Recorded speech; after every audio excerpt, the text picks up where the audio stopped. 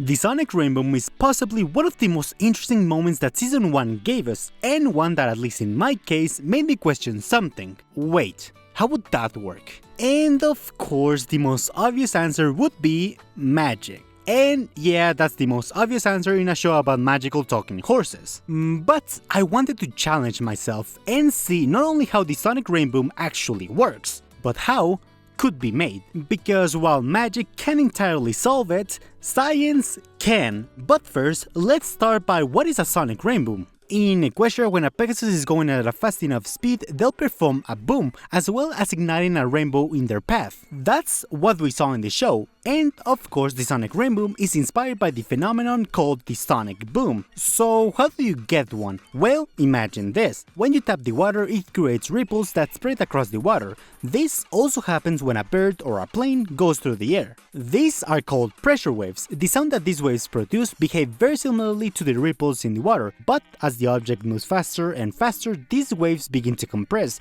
The faster the object accelerates, the more compact they will become, until... This is what we saw in the episode, but that leads to a bigger question. How does this produce a rainbow?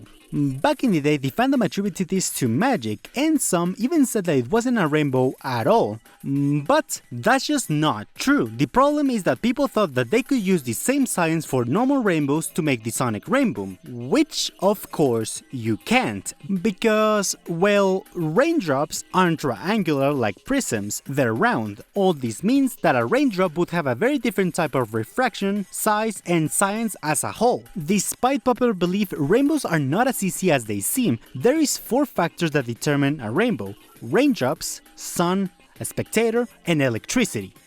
Let me explain. Light is an electromagnetic wave. What that means is that light has an electric field around it, similar to what happens when a balloon is dropped in your head, and also has a magnetic field, just like, well, a magnet has. Combine this and accelerate them, and bam, you have an accelerated charge. This charge then travels through the electromagnetic wave, and eventually it becomes what we know as light. That light then goes into a raindrop and scatters, and we get a rainbow. That's how a rainbow works. But what type of rainbow does Rainbow Dash produce? Well, for this I have 2 theories. The first one is that it's not a rainbow, but rather a broken bow, also known as a glory. These are small rainbows, normally from 2 to 4 degrees wide. They're created thanks to water droplets that are 1/10 of a millimeter in diameter. Which means that to create a broken bow designs like the one we saw in the show, you would need millions to billions of water droplets to even make it. But there's a problem. Broken bows normally appear in foggy places, something that clearly we don't see in the show, which means either the clouds that Rainbow Dash passed through were filled with billions of small water droplets that attached to her, or that it rained the day before Rainbow Dash performed the Sonic Rainboom. Which, sure, could be a possibility, but I think that's too big of a stretch, which leads me into my second theory. The difference between this rainbow and the previous one is very simple. While broken bows are caused by small water droplets and need to be in a very humid place to work, a circular rainbow just needs 3 things: bigger water droplets, Snell's law, and white light. Bigger water droplets, of course, allowing a larger angle of light to reflect inside them. Mix this with Snell's law, which states that the higher the light hits, the more it bends due to refraction. This increases the possibility of a double reflection, something that will come in handy later. Another aspect is the weather. While we don't know exactly at what time the event took place, I would like to guess it was at midday, when the sun is at its highest point. This not only benefits the Sonic Rainboom, but also makes it possible for our next ingredient: white light. White light is considered one of the purest lights the sun makes, and it's also one of the hottest. This light, when passed through one single water droplet, will create a cone of light. Now remember, this is only one raindrop reflecting back at the sun. Now imagine this, but with millions of other water droplets, and now it begins to look like what we saw in the show. But here's where it gets tricky. For all of this to work, we need an angle of attack of 42 degrees horizontal of its first point of entry. This not only makes it the perfect reflection radius for the light, but maximizes the opportunity of a double reflection. The more reflections there are, the bigger the rainbow will be.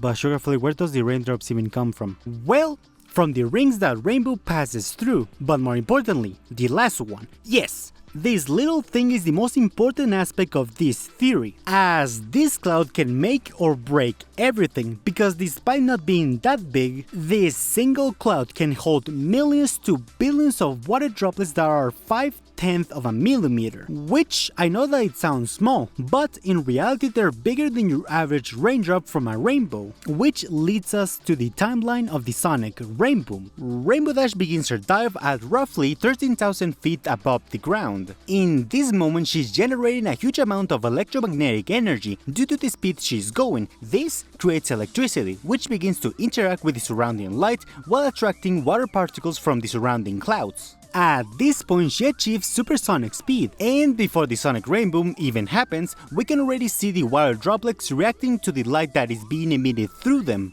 But it isn't until Rainbow hits the final target and recovers at a 55-degree angle that the Rainboom actually ignites, and begins a chain reaction of light reflections to happen. The white outline of the light is spreading outwards from Rainbow Dash and spreading the farther and farther she goes up. But what about the flowing rainbow mane and tail? Well, this effect could be explained by the remaining water droplets that are still clinging onto her. This explanation can also be made with the next time we see Rainbow Dash perform the sonic Rainboom. Although not as big as the first one, we see a new phenomenon known as the third reflection, and just like the name suggests, this is caused when an additional reflection is made inside of the raindrop, creating a color coustis, which basically means that the colors of the rainbow is lighter than normal, just like in this moment. The fading starts at an angle of 180 degrees, and the further the light hits from the center, the smaller the angle reflects back at it. So, in reality, the sonic Rainboom is not magic, but rather millions to billions of water droplets reflecting with each other and changing at the same time. As we see that the rainbow doesn't last that long,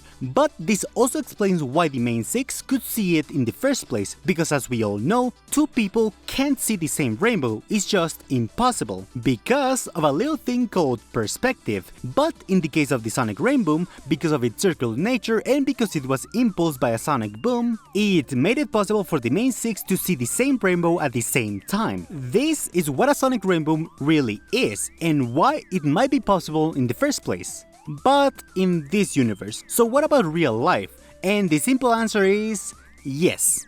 But maybe you shouldn't. In MLP everything is easier because they don't have to deal with something called physics, but in real life this becomes a lot more complicated, for two simple reasons: weather and the maneuvers that you have to pull off to achieve it. Believe it or not, the most difficult thing about this experiment isn't the plane, because there's planes that can already withstand the forces needed to make this happen. More specifically, the Su-30, the Su-27, the Su-35, the MiG-29 and even the F-22. What makes it hard is, number one, the weather. If you do this, you would need to do it in a place that already has water droplets in the ground or in the surrounding area. 2. You will need a pilot that has extensive experience with acrobatics, because to pull this angle off, the pilot would need to do something called the Cobra maneuver, a maneuver that is extremely difficult to pull off. But even if everything is perfect, even if you have the best pilot in the world, there's a critical problem. This maneuver has the chance to rip out your wings, and is no small percentage. We're talking about a 90% failure to 10% success. This not counting conditions of the plane, electrical failure, engine failure or even human error. Hence, why despite the sonic Rainboom being possible to make in real life, you shouldn't. Try this one. Just take a bunch of clear marbles at midday and prop it together to make a small circular rainbow. Not as epic as the sonic Rainboom, I know, but at least you wouldn't end up dead. But there you have it, the science behind the sonic Rainboom, which was more complicated than I was expecting. But hey, it was fun. But what do you guys think? Would you like to see a sonic Rainboom in real life, or should it stay fictional? And what do you think of this type of videos? Would you like to see more? Leave it down in the comments. And remember to like the video and subscribe if you enjoyed it, and consider joining the Discord server. And as for me, I'll see you in the next video.